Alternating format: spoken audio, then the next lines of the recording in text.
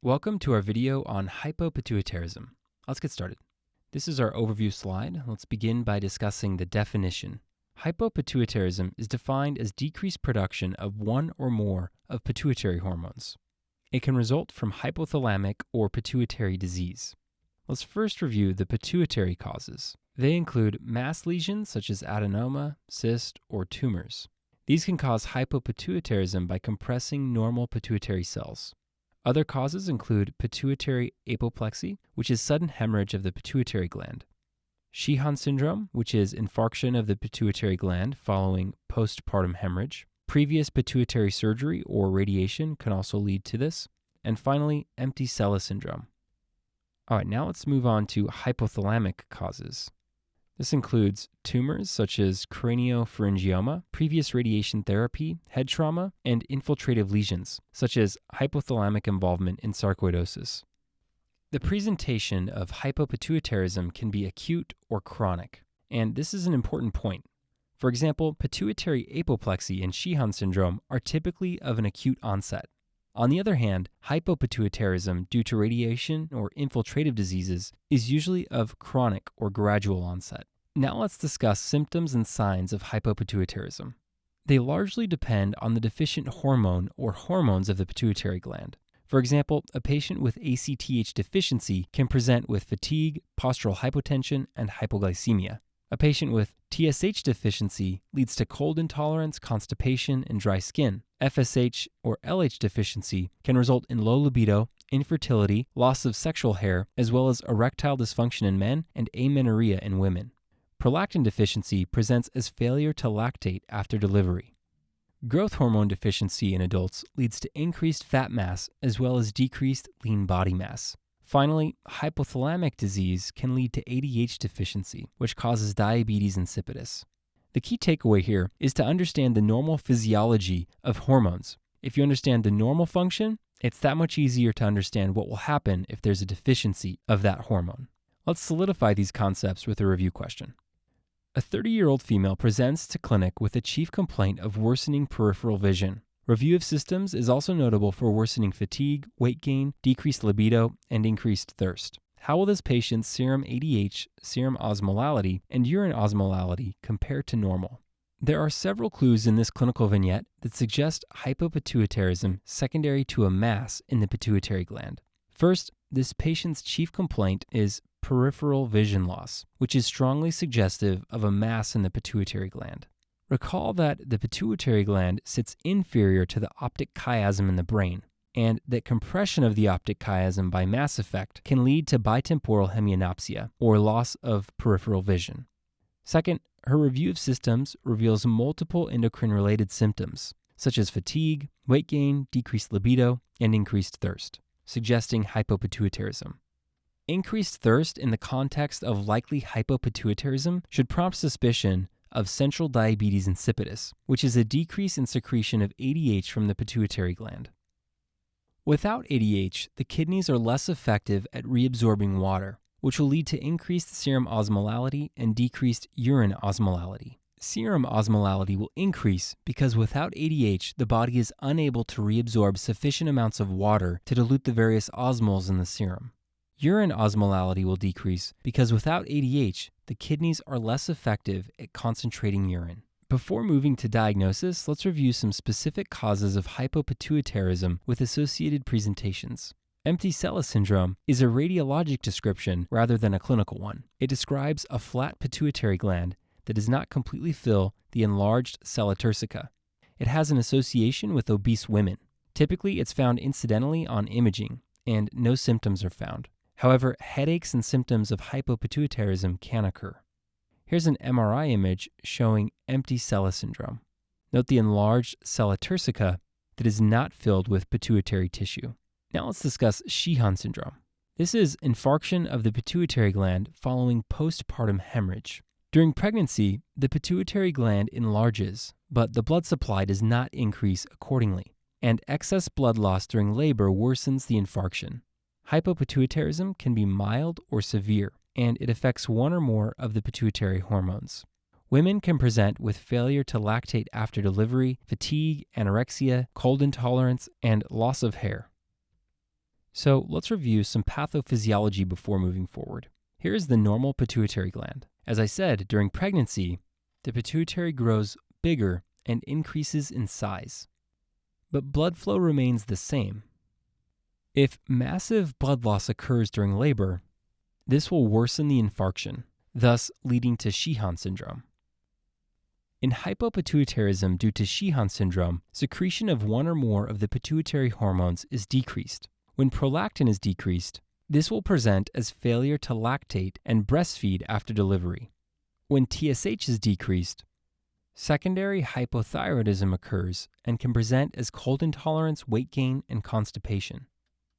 When FSH and LH are decreased, this can present with loss of hair, particularly in the genital region, as well as decreased libido.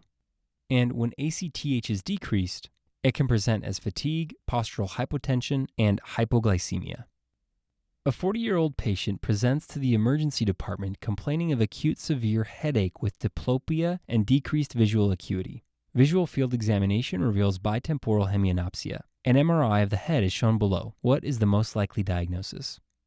So the patient has an acute presentation of headache, diplopia, and bitemporal hemianopsia. An MRI shows bright white portions in the pituitary region that suggest bleeding.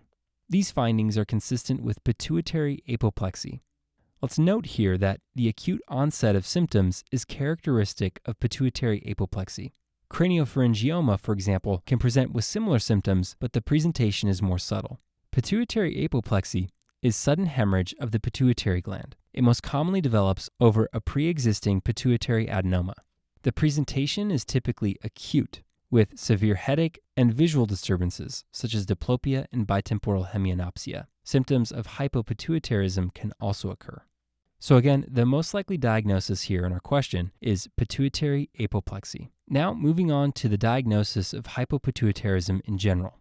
ACTH deficiency is indicated by the finding of low morning cortisol level on 2 repeated events, as well as low ACTH.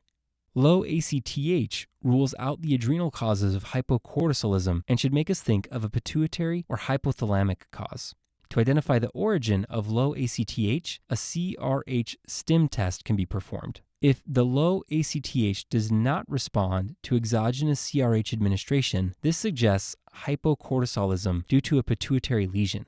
However, if ACTH is elevated following CRH administration, this suggests hypocortisolism due to a hypothalamic lesion, with a subsequent deficiency of endogenous CRH. Deficient TSH can be indicated by low free thyroxine. Low testosterone measured repeatedly at 8 to 10 a.m. with non-elevated LH suggests secondary hypogonadism in men. Low estradiol, along with non-elevated FSH in premenopausal women, indicates secondary hypogonadism in women.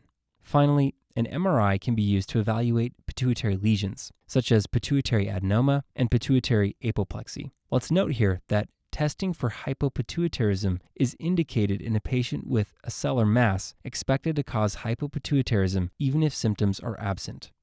Moving on to management.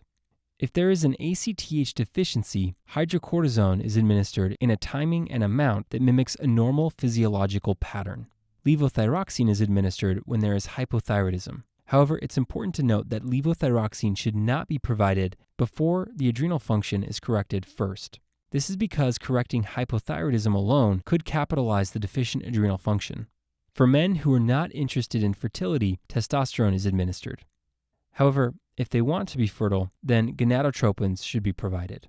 This is the same for premenopausal women, as estradiol and progestin are provided for women who are not interested in fertility. And gonadotropins should be administered if they want to be fertile. All right, let's conclude this section with a multiple choice question. For your reference, the answer choices will be shown on the next slide. A 68-year-old female with a history of meningioma presents to her primary care provider with fatigue, loss of appetite, and cold intolerance. 3 months ago, she completed a course of radiotherapy following surgical resection of her meningioma. Review of systems is notable for constipation and low libido. Vital signs are notable for a blood pressure of 90/60 millimeters of mercury and a heart rate of 48 beats per minute. Physical examination reveals dry, pale skin, bradycardia, and delayed deep tendon reflexes. Point of care blood glucose is 58 milligrams per deciliter. Which of the following additional laboratory findings would be most consistent with this patient's presumed diagnosis? I'm not going to read all these answer choices to you, but feel free to pause the video and take a minute to consider the answers. All right, the correct answer is B, which is decreased serum TSH, decreased serum CRH, decreased serum ACTH, decreased serum cortisol, and normal serum aldosterone. All right, returning to the question, we can see that the clinical vignette describes an elderly female who recently underwent surgical resection and radiotherapy to treat her meningioma. Now the patient presents with multiple endocrine signs and symptoms. Her fatigue, loss of appetite, cold intolerance, constipation, low libido, hypotension, bradycardia, and delayed deep tendon reflexes all suggest hypothyroidism. Her hypoglycemia, in the context of her other symptoms, also suggests a likely deficiency of cortisol. These findings, in the setting of recent radiation therapy to the brain, should prompt suspicion of hypopituitarism secondary to dysfunction of the hypothalamus. As a reminder from the beginning of the lecture, radiation therapy is one of the more common etiologies of hypopituitarism due to hypothalamic causes.